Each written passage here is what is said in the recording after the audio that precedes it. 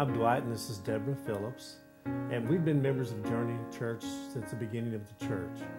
10 days ago, my mother passed away, so 7 days ago we had her funeral service. And during that time, after her death, well, then you really felt the warmth of the family. We got the call that Dwight's mom had passed away, and you know, my pastor, that was the first call that I made because I knew my husband was hurting and I was hurting too. You felt that people cared, people understood, and that people were empathizing with you and along with sympathizing with you.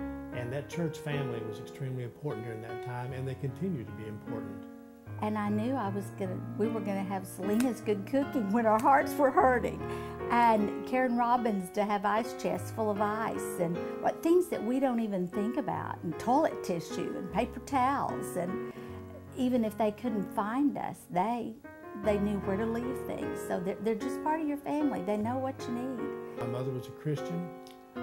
She raised us in a Christian family. She was a school teacher. Whenever she would read stories to us in the second and third grade, when she was my teacher, she'd read Bible stories.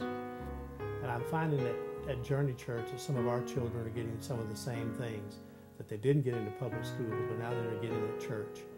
Everyone is going to go through the portals of death someday.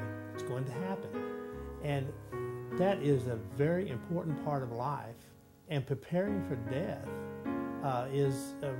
since I'm thinking about that during this time of my life, that is extremely, extremely important.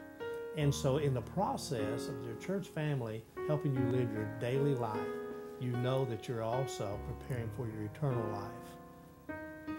When we were at the 4th of July celebration, and a family moved back to Salisaw with 4 children, all different ages, and I knew they were a Christian family from having had them at school, and they'd had some hurts where they'd lived before. And I said, you need a church family.